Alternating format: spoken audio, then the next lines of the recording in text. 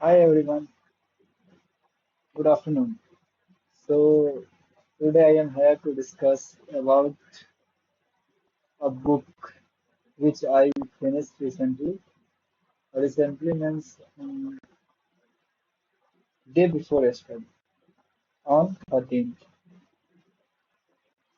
See, this is the book Godan by Premchand, one of the best book I have ever read. It is the best. Uh, this book talks about the livelihood in the village area in a region of UP and Bihar. How the zamindar, what kind of relation between the zamindar and a farmer was there, and what was the consequences of that. It has discussed in it. So let me cover it by a small story. So the main character is Hori. He's a farmer and his wife is Dhania, and he have two children. Three children. Uh, One is Gobar, his son, and two his daughter. One is Sona and one is Dhruva. Cody was kind of mm, very humble, and I guess he's a man of his words. So he's a very good man. And in this book, Premchand discusses about what kind of behavior uh, which the what kind of behavior between the zamindar and the farmer at that point of time. I think this book was written in around 1920s. It's been 100 years. So one of the favorite line in this book, one of the favorite in here they in this book there is a character, Mr. Mehta and Miss Malti. So firstly, Miss Malti was in love with Mr. Mehta, but Mehta was not in that situation. Uh, so after that, when Mehta falling in love with Miss Malti, then Miss Malti told that it will not work. So see,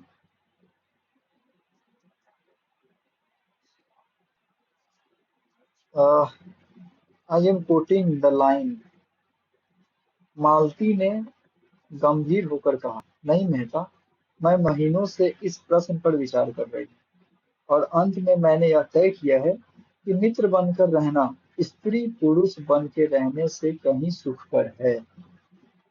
तो तुम मुझसे प्रेम करते हो, मुझ पर विश्वास करते हो और मुझे भरोसा है कि आज अवसर आ पड़े तो तुम मेरी रक्षा प्राणों से करोगे। तुम में मैंने अपना पथ प्रदर्शक ही नहीं, अपना रक्षक भी पाया है। मैं भी तुमसे प्यार करती हूँ, तुम पर विश्वास करती हूँ और तुम्हारे लिए कोई ऐसा त्याग नहीं जो मैं न कर सकती हूँ। और परमात्मा से मेरी यही विनय है कि वह जीवन पर्यंत मुझे इसी मार्ग पर दृढ़ रखे। हमारी हमारी पूर्णता के लिए, हमारी आत्मा के विकास के लिए और क्या चाहिए? अपनी छोटी सी गृहस्थी पर हमारी आत्माओं को छोटे से पिंजरे में बंद करके अपना सुख दुख को अपने ही तक रखकर क्या हम असीम के निकट पहुंच सकते हैं? वह तो हमारे मार्ग में बाधा ही डाले। कुछ बिरले प्राणी ऐसे भी हैं जो पैरों में या बेरिया डालकर भी विकास के पथ पर चल सकते हैं और चल रहे हैं। यह भी जानती हूँ कि पूर्णता के लिए पारिवारिक प्रेम और त्याग और बलिदान का बहुत बड़ा महत्व है, लेकिन मैं अपनी आत्मा को उतना दृढ़ नहीं पाती। जब तक ममत्व नहीं, अपनापन नहीं है, तब तक जीवन का मोह नहीं है। स्वार्थ स्वार्थ का जोड़ है। जिस दिन मन में मोह आसक्त हुआ और हम बंधन में पड़े, उस क्षण हमारा मानवता का क्षेत्र सिकुड़ जाएगा।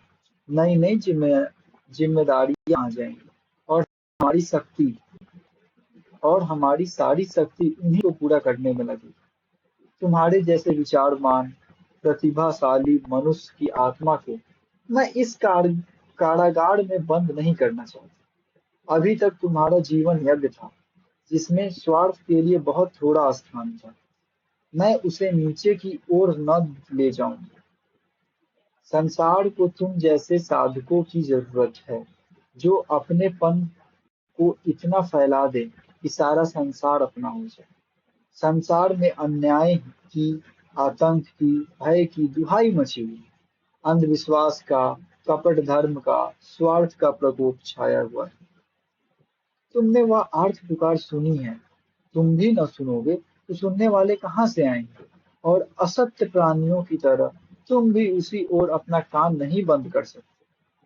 तुम्हें वह जीवन भार जाएगा तुम्हें वह जीवन भार हो जाएगा।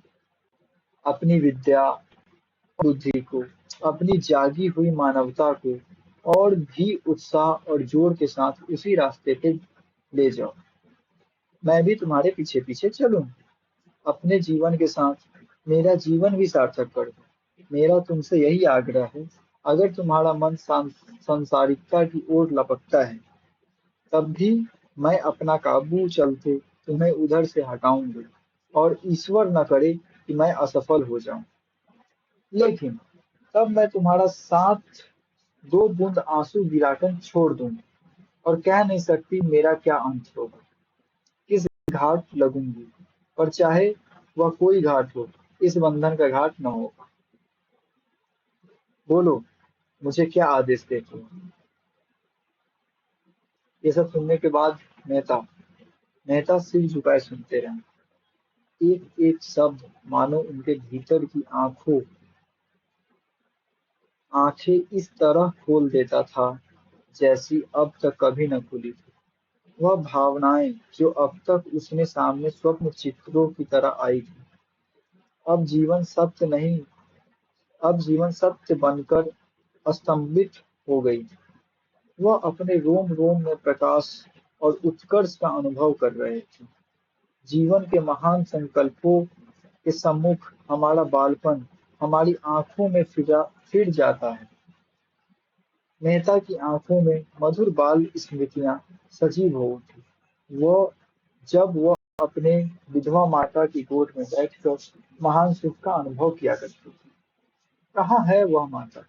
आए और देखे अपने बालक की इस सुकृति को। मुझे आशीर्वाद दो, तुम्हारा वह जिद्दी बालक आज नया जन्म ले। उन्होंने मालती के चरण दोनों हाथों से पकड़ लिए और कांपते हुए स्वर में बोले, तुम्हारा आदेश स्वीकार है मालती। और दोनों एकांत होकर प्रगाढ़ आलिंगन में बंध गए। दोनों की आंखों में आंसुओं की धारा बह रही थी। प्रेमचंद्र इस पूरे गोदान की कहानी से, ये पूरे गोदान में दो तरीके से कहानी चलती है। एक तो गांव का परिप्रेक्ष्य और दूसरा शहर का परिप्रेक्ष्य। गांव का परिप्रेक्ष्य क्या है? तो गांव में होरी और उसका परिवार है। उधर दाता दीन है, भोला है जो दुनिया के पिता है। दाता दीन का बेटा माता दीन है, जो समारिन के साथ का अवैध संबंध है। फिर फिर और भी जमींदार हैं। जो मुंशी प्रेमचंद बताना चाह रहे हैं, एकदम इट्स लाइक वाओ। कोई कैसे इतना गहराई में उस बातें कर सकता है? होरी के मन में उस समय क्या व्यथा थी, जब कर्ज में डूबता जा रहा है। पहले उसके सिर पे कर्ज है, फिर जब वो गाय लिया तो उसका कर्ज, गाय मर गई, और फिर जब पुलिस आई, पुलिस रिपोर्ट करने लगी, तो पुलिस को जो कर्ज दिया गया। फिर गोबर जब झुनिया से शादी किया, तो फिर जो गांव वालों ने जो कर्ज लगाया, बिरादरी का कर्ज, वो कर्ज। फिर जब वो इतना मेहनत करके खेती कर रहा है, और उसमें भी जब जमींदार उस जब फसल जब बिक रहा है, उसके बाद जब जैसे जमींदार ले लेते हैं, वो सब दुख कैसे वो समझ रहा है, कैसे वो उसको झेल रहा है। उसको तो पता था कि दुनिया ऐसा नहीं है। फिर फिर उसके बाद सोना की शादी के लिए, फिर रूपा की शादी वो कैसे एक बुड्ढे से कर देता है, फिर अपने आप को कोसता है। फिर उसको गोबर समझाता है कि नहीं, ये समय का मांग है। फिर इसमें एक प्रसंग और है जो मुझे काफी भावुक कर देता है। जब वो होली का आखिरी समय है और वो झुनिया से जो बोलता है, फिर इसमें गोबर का भी एक परिप्रेक्ष्य देखिए, जिसका कैरेक्टर विच टाइम चेंज होते गया। पहले वो गांव का सीधा साधा बच्चा था, फिर फिर जैसे वो शहर गया, उसका दृष्टिकोण बदल गया, उसके सोचने का नजरिया बदल गई। फिर फिर वो जिम्मेदार लड़का बन गया, जब वो होली से आके अपनी गलतियों का माफी मांगा तब। एक परिप्रेक्ष्य। दूसरा परिप्रेक्ष्य ये है कि जो होली की जो छोटी लड़की है, आई गेस उसका नाम सोना है। सोना का दृष्टि देखिए, वो कहती है कि क्या हो गया अगर मेरा विवाह किसी ज्यादा उम्र के व्यक्ति से हो गया, अगर मेरे पिता तो खुश हैं। वो जो छोटी छोटी घर में जो दिक्कतें देखी, अ, वो दिक्कतों को वो वहां पे सोच रही है कि कोई दिक्कत नहीं, एक मलाल है, मगर वो इसमें राजी है। फिर एक तरफ झुनिया का संघर्ष देखिए, जो जिसको पहले पहले जहाँ उसका शादी हुआ वहां उसका पति मर गया, फिर वो अपने घर आया भोला के घर। फिर भोला के घर में भोला की पत्नी थी नहीं, और इसके भाई भौजाई सब इसको जितना परेशान किया। फिर वो गोबर के साथ आई कि कुछ सुख होगा, और फिर जैसे ही गोबर के घर में आई, गोबर छोड़ के चला गया। फिर फिर गोबर सोचा कि उसे मैं शहर में ले जाता हूँ, फिर वहां पे रखूंगा, वहां पे उसको सारी सुख सुविधाएं दूंगा। तो वहां भी उसका गोबर का काम छूट गया। तो इस बात का फिर उसके बाद गोबर के काम छूटने के बाद गोबर जब शराबी बन गया, वो दूसरी जगह काम करता था, फिर झुनिया में चिपका रहता था और फिर झुनिया को पीटता था। ये देखिए, हर एक कैरेक्टर का, हर एक पात्र का अपना एक दुख है। इसमें आप राय साहब को देखो, जिनका जमींदारी था, जिनके पास सब कुछ था, नौकर चाकर इर्द गिर्द रहते थे। होली के परिप्रेक्ष्य से देखिए तो राय साहब महान आदमी, पर राय साहब के परिप्रेक्ष्य से देखिए तो उनके जिंदगी में भी हमेशा कष्ट। जो छोटा आदमी है, उसको उसका अलग कष्ट होता है, उसका अलग परेशानी होता है, जो बड़ा है उसका अलग परेशानी होता है। राय साहब सब किए, फिर लास्ट में उनका बेटी बेटी का जब विवाह किया, वो विवाह किया, बेटा का जिस लड़की से वो विवाह करना चाहते थे वहां हुआ नहीं, और बेटा मासी देवी की छोटी बहन के साथ अ, विवाह कर लिया और इंग्लैंड चला गया। फिर जमींदारी में अपना हिस्सा लिया, तो खुश तो वो भी नहीं है। फिर एक संघर्ष धनिया का भी है। ओडी और धनिया, जिनके विचारों में परस्पर बहुत डिफरेंस है।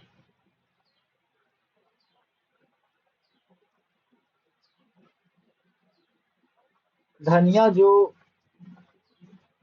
खुद के लिए जीना चाहती थी, जिसके अपने कुछ सपने रह गए थे, उसको भी वो मतलब it's a eye-opening book. Literally, I mean it. I don't know. There is a story uh, behind this book. Why read this book. One day, I was scrolling on the YouTube and I got a video uh, by Vikas Devkirti sir, where he discussed little bit about Godan. There is a one line कि मर्द साठे में पाठे होते हैं.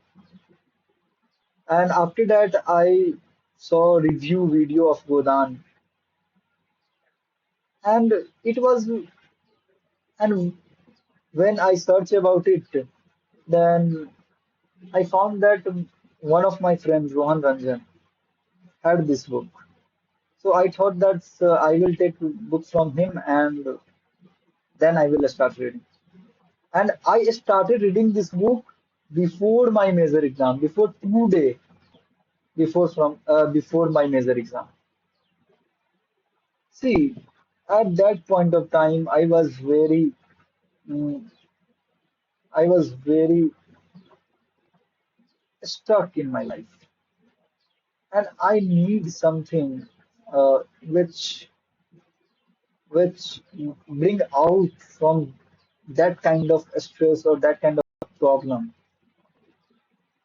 So at that point of time, I was very struggling, and in that process only, I a book, came to know with a book coming alive. Wonderful. So I was discussing about Godan. One of the favorite line, one of the favorite segment.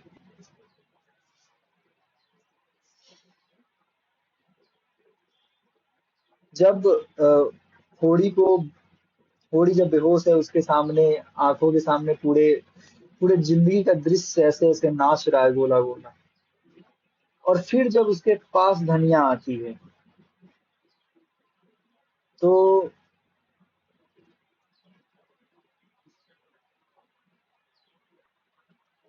उसके बाद का प्रसंग मैं बताता हूँ।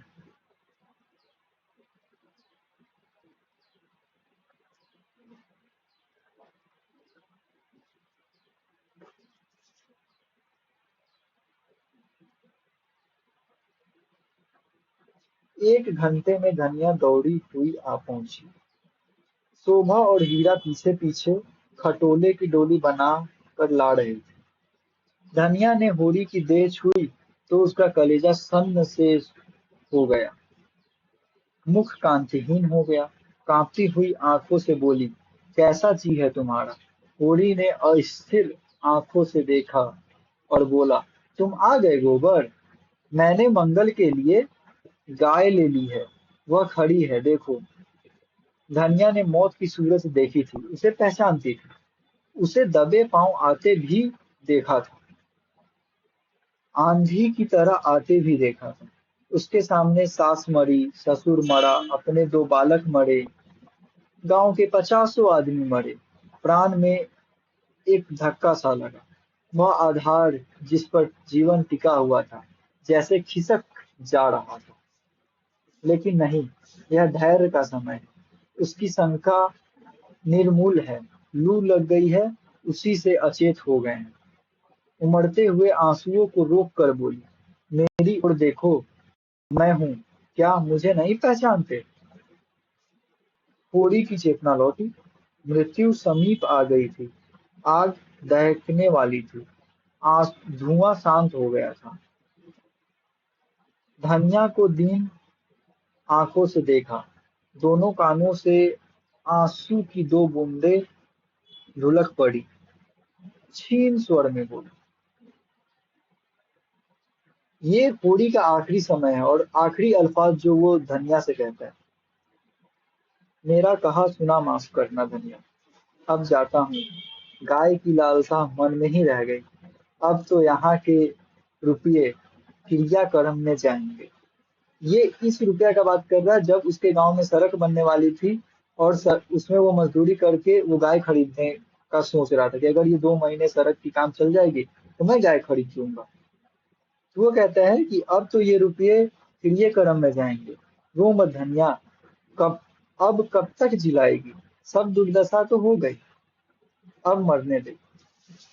और उसकी आंखें फिर बंद हो गई। उसी वक्त हीरा शोभा डोली लेकर पहुंच गए, होड़ी को उठाकर डोली में लेटाया और गांव की ओर चले। गांव में यह खबर हवा की तरह फैल गई, सारा गांव जमा हो गया। होड़ी खाट पर पड़ा, शायद सब कुछ देखता था, सब कुछ समझता था, पर जबान बंद हो गई थी। हाँ, उसकी आंखों से बहते हुए आंसू बतला रहे थे कि मोह का बंधन तोड़ना कितना कठिन हो रहा था। जो कुछ अपने से नहीं बन पड़ा, उसी के दुख का नाम तो मोह है। पाले हुए कर्तव्य और निपटाए हुए कामों का क्या मोह? मोह तो उन अनाथों को छोड़ जाने में है जिनके साथ हम अपना कर्तव्य न निभा सकें, उन अधूरे मंसूबों में है जिन्हें हम पूरा न कर सकें। मगर सब कुछ समझकर धनिया आशा की मिटती हुई छाया को पकड़े हुए था। आंखों से आंसू गिर रहे थे, मगर यंत्र की भांति दौड़ दौड़ कर कभी आम भून कर पन्ना बनाती, कभी होरी की देह में भुस्सी की मालिश करती। क्या करे, पैसे नहीं है, नहीं किसी को भेजकर डॉक्टर बुलाती। हीरा ने रोते हुए कहा, भाभी, दिल कड़ा करो, गोदान करा दो, दादा चले। धनिया ने उसकी ओर तिरस्कार की आंखों से देखा। अब वह दिल को और कितना कठोर करे। अपने पति के प्रति जो धर्म है, क्या यह उसको बताना पड़ेगा? जो जीवन का संगी था, उसी के नाम रोना ही क्या उसका धर्म है? और कई आवाज आई, हाँ, गोदान करा दो, अब यही समय है। उफ, धनिया यंत्र की भांति उठी। आज जो सुतली बेची थी, उसके 20 आने पैसे लाई और पति के ठंडे हाथ में रखकर सामने खड़े माता दीन से बोली, महाराज, गाय भर में न गाय है, न बछिया, न पैसा, यही पैसे हैं, यही इनका गोदान है। और पछड़ा खाकर गिर पड़ी। और यही होता है समाप्त। Godaan, one of the best book.